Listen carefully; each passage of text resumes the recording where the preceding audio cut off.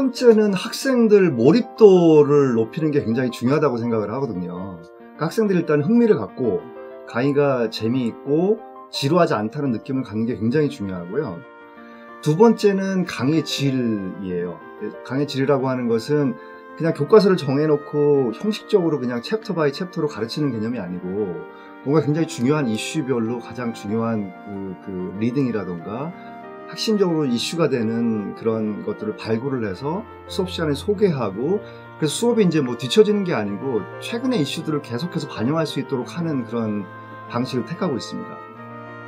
국제인권의 경우에는 그 다양한 학생들이 많이 들어오고 굉장히 그 뛰어난 학생들이 많이 들어옵니다. 질문을 많이 던지고 학생들이 이제 그 답변을 할 수 있도록 그런 분위기를 만들고, 학생들끼리 또 토론하면서 배우고 뭔가 치열하게 논의할 수 있는 그런 분위기를 만드는데 역점을 두고 있고요.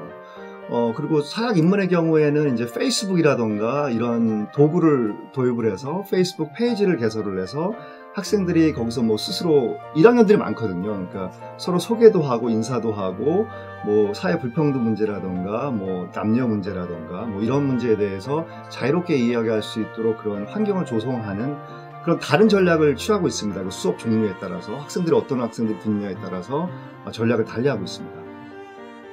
두 가지인데요. 한 가지는 좀 좋은 코멘트고 한 가지는 조금 비판적인 코멘트인데, 첫 번째는 제가 되게 좋아하는 그런 평인데, 학생들이 좀 제가 열정적이라고 얘기를 해요. 그 열정적이라는 표현을 굉장히 자주 봐요. 강의 평가에서. 그 얘기는 제가 이제 접근하는 방법이 좀 작동한다는 의미이기도 한데, 제가 말씀드린 것처럼 학생들이 좀 지루해하지 않고 강의에 몰입할 수 있도록 하는 게 저는 가장 큰 목표 중에 하나거든요. 그게 이제 성취가 좀 된다는 느낌이 들고, 두 번째는 좀 비판적인 건데 과제가 많다고 얘기를 합니다. 근데 이제 특히 이제 저는 목표 중에 하나가 제 수업에 특히 이제 국제 강의를 할 경우에 학생들이 외국에 나가서 수업을 하지 않아도 국내에서도 충분히 이제 교환학생 가서 들을 수 있는 수업을 듣도록 하고 제가 그걸 제공하는 게 목표이기 때문에 리딩을 어사인을 꽤 많이 해야 됩니다. 저는 좀 과제를 많이 내주면서 학생들을 좀 도전하게끔 하는 그런 방식을 택하고 싶습니다. 학생들이 인권에 대해서 많은 관심을 더 갖고 나가는 것 같은 느낌은 받아요.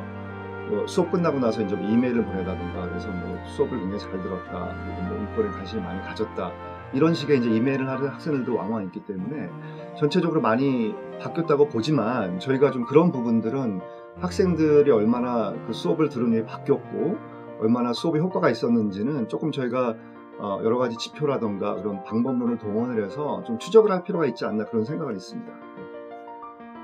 그 친구들에게 어떻게 좀 감동을 줄까라는 고민들을 많이 했는데, 그런 맥락에서 학기 초에 인간 하트 만들기라고 하는 이벤트를 합니다. 그렇게 해서 이제 토론 수업을, 야외 수업을 하고 끝날 때쯤에 이제 그 금잔디에 모여서 하트를 우리가 만듭니다. 대형 하트를 만들어서 학교 측의 협조를 얻어서 이제 사진을 찍어서 그 사진을 신문사에 보냅니다. 그러면 신문사나 방송국에서 그거를 보도를 해줬습니다, 그동안.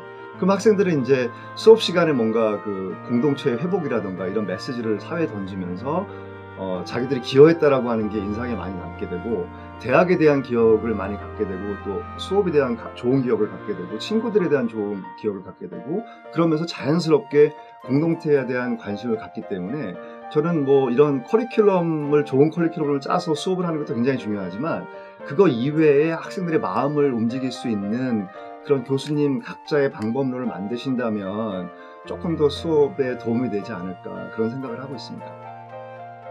학생들이 반응이 적은 이유는 제가 볼 땐 95% 이상 교수의 어떤 뭐 책임이면 책임, 교수의 영향이 크다고 생각합니다. 교습자의 영향이 큰데, 왜냐하면 첫 번째로 학생들이 답을 할 수 있는, 쉽게 호응할 수 있는 질문을 던져야 되고요.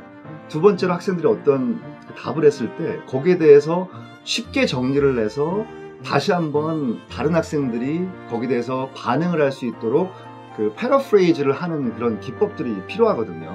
근데 그런 것들이 잘 이루어지면 학생들이 자발적으로 참여를 하게 되어 있습니다. 저는 수업에서 발생되는 거의 대부분의 문제들은 학생들 쪽의 어떤 그 이슈라기보다는 강의를 하는 사람의 이슈라고 생각을 합니다. 어떻게 이제 끌어낼 것인가, 참여를 유도할 것인가, 이런 부분들은 교수의 어떤 그 방법이나 어떤 의지에 달려있지 않나 그렇게 생각합니다. 학생들의 좀 관심을 잡기 위해서 좀 노력을 한 것 같습니다.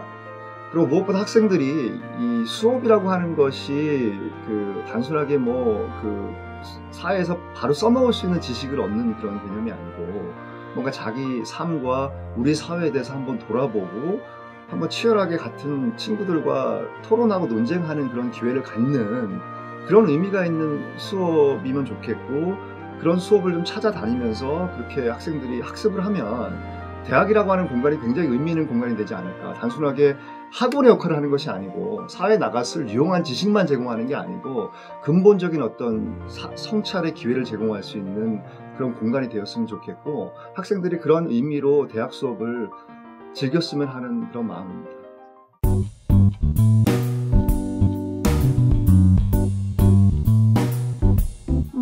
교수님께서 소통을 굉장히 중요시하셔서 한국 학생들과의 소통, 또 외국 학생들과의 소통을 이렇게 양방향으로 열어주셨어요. 한국 학생들 소통으로는 교수님이 이제 조별 활동을 할 수 있도록 많은 시간을 할애해 주셔서 교실 안에서도 수업하고 또 밖에서도 소통하고 페이스북을 이용하는 식으로 많이 해주셨고요.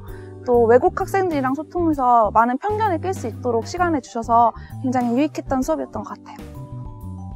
어떤 질문이든지 성실히 답변해 주시며 학생 위주의 수업을 하시려고 노력하셨던 것이 인상 깊었습니다.